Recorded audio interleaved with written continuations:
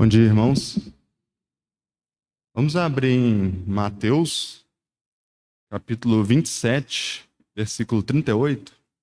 E foram crucificados com ele dois ladrões, um à direita e outro à esquerda. Os que passavam blasfemavam dele, balançando a cabeça, e dizendo: Tu que destróis o templo e em 3 dias o constróis, salva-te a ti mesmo. Se és filho de Deus, desce da cruz. Da mesma maneira também, os principais sacerdotes, com os mestres da lei, líderes religiosos e fariseus, zombando, diziam: Salvou a outros, a si mesmo não pode salvar-se. É rei de Israel, desça agora da cruz e creremos nele. Confiou em Deus, livre-o agora se de fato o ama, pois disse: Sou filho de Deus. E o mesmo fazia os ladrões que com ele haviam sido crucificados. Agora vamos para Lucas, capítulo 23, versículo 39.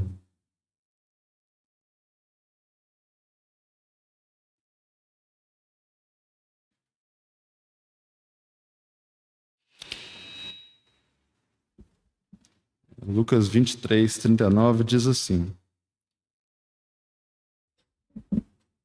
Um dos criminosos crucificados o insultava, dizendo: Se tu és o Cristo, salva-te a ti mesmo e a nós. Mas o outro o repreendeu, dizendo: Tu nem ainda temes a Deus estando na mesma condenação? Nós, na verdade, com justiça, pois recebemos o que os nossos atos mereciam, mas este nenhum mal fez. Então disse: Senhor, lembra-te de mim quando entrares no teu reino. Respondeu-lhe Jesus: Em verdade te digo que hoje estarás comigo no paraíso.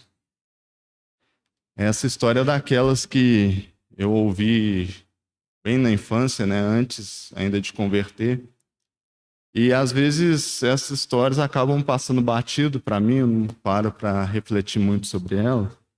Mas pensando sobre esse caso que aconteceu ali quando o Senhor estava na cruz, é tão impressionante isso que aconteceu, porque a gente vê dois ladrões que, de início, eles estavam insultando o Senhor, eles estavam zombando do Senhor, assim como todos que estavam passando por ali.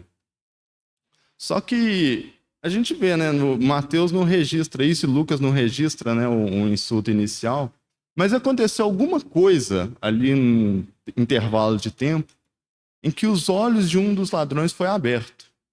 E esse ladrão viu que aquilo que aquele homem que estava sendo crucificado ali tinha falado, tinha feito, era de fato real. Ele era de fato aquele que viria com o seu reino. E o impressionante dessa história é porque o ladrão, ele está vendo um momento ali do Senhor Jesus em que aparentemente não tem uma esperança.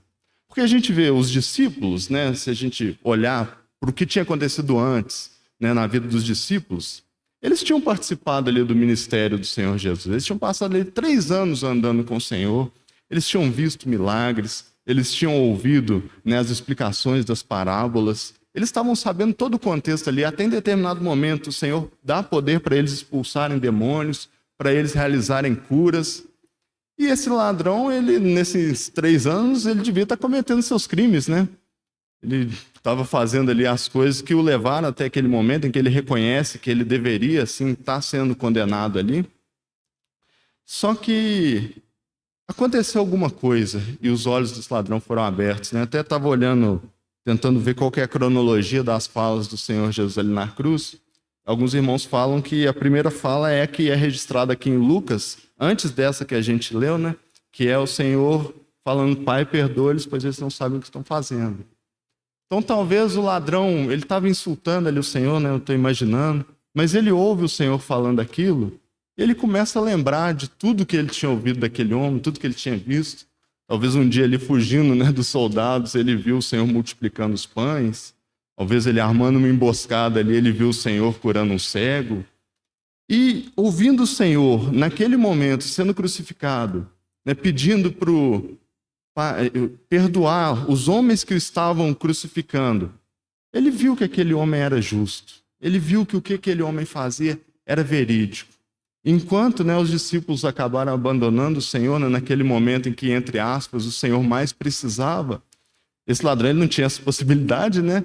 Mas ele reconhece que o Senhor era quem ele dizia, era de fato o Filho de Deus. E isso, para mim, irmãos, é impressionante, porque é uma fé que é muito maior do que a gente tem muitas vezes. Porque hoje a gente tem à nossa disposição 24 horas por dia, 7 dias por semana, a palavra do Senhor. A gente tem o que o Senhor deixou registrado para nós. A gente tem todas as promessas que o Senhor fez por nós, para nós, toda a história, todos os atos que o Senhor realizou por amor a nós. E a gente não tem fé dessa forma. Eu penso que um dos principais problemas que nós temos não é não crer no que o Senhor Jesus fez. Eu acho que um dos grandes problemas que nós temos é que a gente não confia naquilo que o Senhor nos disse que faria. A gente pode estar aqui cantando que o Senhor é grande e por isso nós o adoramos, só que durante a nossa semana a gente não confia na grandeza dele. A gente vê que o Senhor nos falou, né, que estaria conosco todos os dias até a consumação dos séculos, só que a gente vive a nossa semana como se ele não estivesse conosco. A gente ouve, né, o Senhor falando, né, para lançar sobre eles as nossas ansiedades, porque ele tem cuidado de nós, mas a gente não confia que ele cuida. A gente tenta fazer as coisas conforme a nossa vontade, tenta resolver os nossos problemas do jeito que a gente acha que é melhor. E ele também fala, né, que é aquele que beber da água que ele desce jamais teria sede. Só que muitas vezes na nossa semana a gente está correndo atrás de água, de cisternas que estão vazias, que elas não conseguem reter água. E a gente não toma dessa água que o Senhor nos disse que ele pode dar. Irmãos, eu acho que nós temos que ter fé para confiar que o Senhor nos prometeu, ele vai fazer. O Senhor que cuida de nós, a nossa vida, ela não depende dos nossos esforços, não depende daquilo que nós fazemos. E, irmãos, isso a gente precisa olhar para o Senhor. Assim como esse ladrão fez ali no momento em que aparentemente estava tudo perdido, que não tinha esperança, que às vezes parece, assim, lendo a história, parece que não faz sentido, né? Ele fala, lembro de mim quando vier o seu reino, mas que reino? O Senhor não estava morrendo ali? E a fé que esse homem teve ali na cruz, irmãos, é a fé que nós temos que ter. Que o Senhor que fez essa obra maravilhosa, que nos salvou, ele cuida de nós, está conosco todos os dias até a consumação dos séculos. Que o Senhor nos ajude, né, no decorrer da nossa semana, porque eu acho que um grande problema também é porque a gente vem, né, e às vezes a gente tem muita cabeça no domingo, na terça, nas reuniões, mas a nossa vida, irmãos, a vida cristã é diária. É na segunda, na terça, na quarta, na quinta, na sexta. Nós estamos ali no nosso trabalho, estamos nos nossos estudos, confiando no Senhor. Temos que testemunhar do Senhor ali, mostrarmos que nós somos do Senhor e que o Senhor tem cuidado de nós naqueles locais. Então que nós busquemos, né, viver essa vida que glorifica ao Senhor, que o nosso gozo esteja no Senhor, que a nossa confiança esteja no Senhor e não em nós mesmos. Senhor, nós te agradecemos, Pai, pela tua obra maravilhosa, Pai, que nos salvou, Pai, de nós mesmos, Pai, que nos livrou, Pai, da condenação e nos faz, Pai, com que hoje nós possamos viver, Pai, olhando para o Senhor, Pai. Te pedimos, Pai, para que o Senhor nos dê mesmo, Pai, essa confiança em Ti, Pai, através da Tua palavra, Pai, que aquilo que o Senhor nos prometeu, Pai, o Senhor vai cumprir, Pai. Que o Senhor é poderoso, Pai. O Senhor é maior daquelas aflições que têm passado sobre as nossas mentes, Pai. O Senhor é maior do que as situações que nós vivemos, Pai. E que nós vivamos, Pai, olhando para o Senhor, Pai, tendo nossa confiança em Ti, Pai, nos alegrando somente no Senhor, Pai. Te pedimos mesmo no nome do Senhor Jesus. Amém. Irmãos, essa mesa, ela fala, né, dessa obra que o Senhor fez por nós.